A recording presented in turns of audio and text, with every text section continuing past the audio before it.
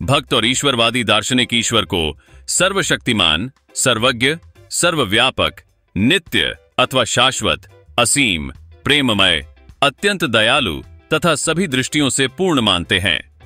अर्थात ईश्वर में शक्ति, ज्ञान, नित्यता, प्रेम, दया आदि गुण असीमित मात्रा में पाए जाते हैं।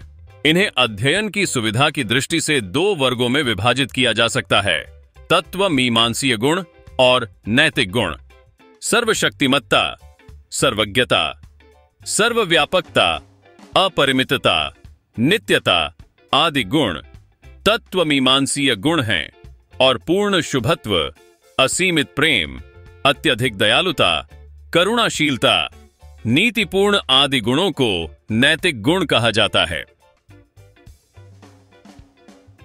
ईश्वर के इन सभी गुणों के संबंध में अनेक गंभीर दार्शनिक समस्याएं उत्पन्न होती हैं, जिनमें से कुछ महत्वपूर्ण समस्याओं पर इस खंड में विचार किया जाएगा।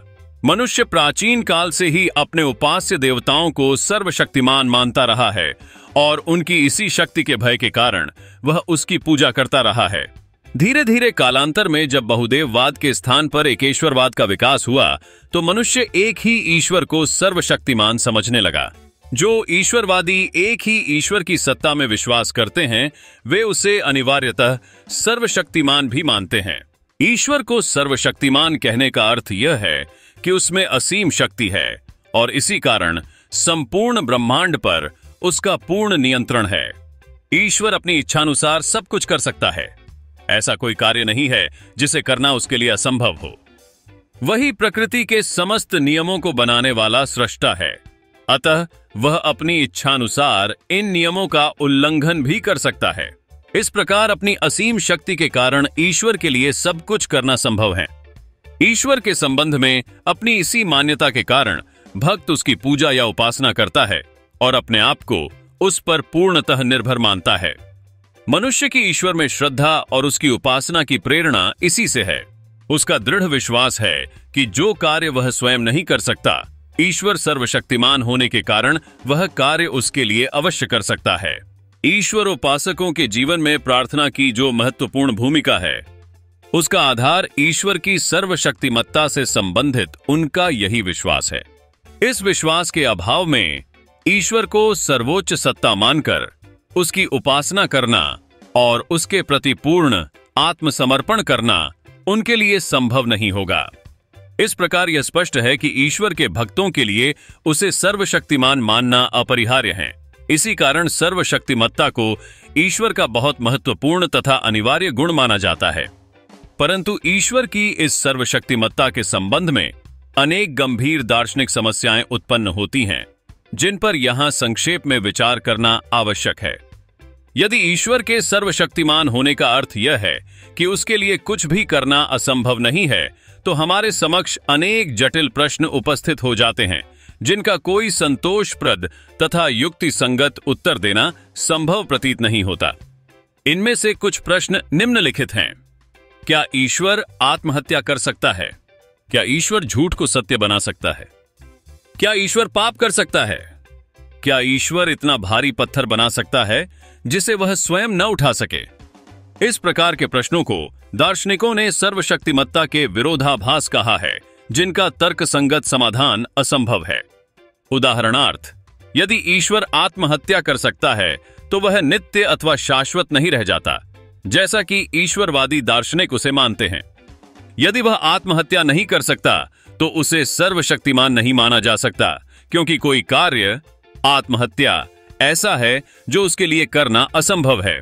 इसी प्रकार ईश्वर झूठ को सत्य नहीं बना सकता, क्योंकि यह एक तार्किक असंभावना है और अनेक ईश्वरवादी दार्शनिकों के अनुसार ईश्वर ऐसा कोई कार्य नहीं कर सकता जो तार्किक दृष्टि से असंभव है।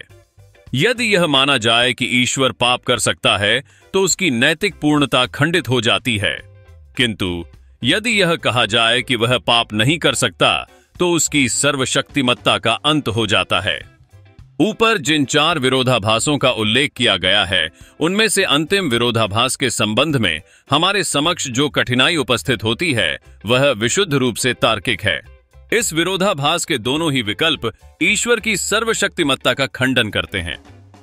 यदि ईश्वर इतना भारी पत्थर बना सकता है जिसे वह स्वयं नहीं उठा सकता, तो उसे सर्वशक्तिमान नहीं माना जा सकता, और यदि वह ऐसा पत्थर नहीं बना सकता तो भी उसे सर्वशक्तिमान नहीं कहा जा सकता।